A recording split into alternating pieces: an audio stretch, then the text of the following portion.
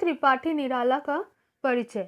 महाकवि सूर्यकांत त्रिपाठी निराला का जन्म 21 फरवरी सन 1896 में बंगाल के मेदिनीपुर जिले में हुआ। इन्होंने बांग्ला, अंग्रेजी, संस्कृत और हिंदी हाई स्कूल की कक्षा तक आते आते सीख ली थी।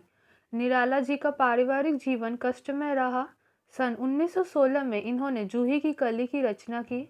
1922 में रामकृष्ण मिशन के पत्र समन्वय का संपादन किया और 1923 से 24 में मतवाला का संपादन किया। 3 वर्ष बाद ये लखनऊ आ गए और गंगा पुस्तक माला का संपादन करने लगे। ये स्वभाव से विद्रोही तथा निर्भीक थे। ये बहुत स्पष्टवादी थे। निराला जी बहुमुखी प्रतिभा के धनी थे। परिमल, जूही की कली, गीतिका, अनामिका, राम की शक्ति पूजा, अपरा, तुलसीदास, कुकुरमुत्ता, अप्सरा, प्रभावती आदि इनकी प्रसिद्ध कृतियां हैं। 15 अक्टूबर 1961 को इनका निधन हो गया। भिक्षुक। वो आता, 2 टूक कलेजे के करता, पछताता पथ पर आता। पेट पीठ दोनों मिलकर है एक, चल रहा लकुटिया टेक। मुट्ठी भर दाने को भूख मिटाने को, मुंह फटी पुरानी झोली को फैलाता। 2 टूक कलेजे के करता, पछताता पथ पर आता। प्रस्तुत पंक्तियों में कवि कहते हैं, जब एक भिक्षुक भीख मांगने आता है तब वो अपनी इज्जत, अपनी आत्मा, अपना अभिमान एक ओर रखकर अर्थात अपने कलेजे के टुकड़े करते हुए आता है। दर दर जाकर लोगों के सामने हाथ फैलाता है। वो अत्यधिक अभाव के कारण वो इतना कमज़ोर हो गया है मानो कि उसके शरीर का मांस ही सूख गया हो। वह इतना कमज़ोर हो गया है कि पीठ और पेट सूख कर एक हो गए हैं। कमजोरी के कारण वह सही तरह से चल नहीं रहा, इसीलिए उसे लाठी टेक कर चलना पड़ रहा है। अपने जीवन का यापन करने के लिए, मुट्ठी भर अन्न को प्राप्त करने के लिए, अपनी भूख को मिटाने के लिए एक फटी पुरानी झोली आगे बढ़ाता है।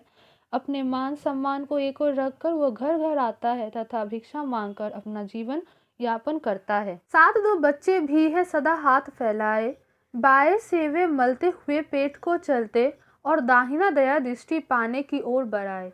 भूख से सूख ओट जब जाते, दाता भाग्य विदाता से क्या पाते।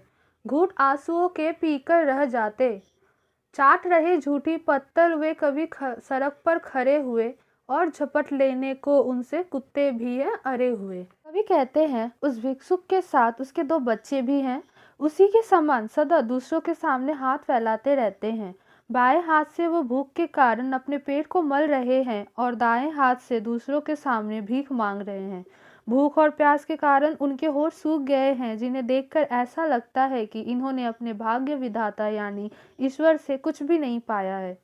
उनके आंसुओं को पोंछने वाला कोई भी नहीं है, इसीलिए वह अपना दुख सहन करके अपने आंसू पी जाते हैं।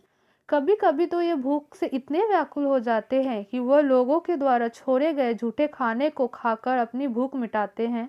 कभी कभी तो उनका वह खाना भी उससे छीनने के लिए कुत्ते आकर खड़े हो जाते हैं। उन्हें गरीबी के कारण जानवरों जैसा जीवन जीना पड़ता है।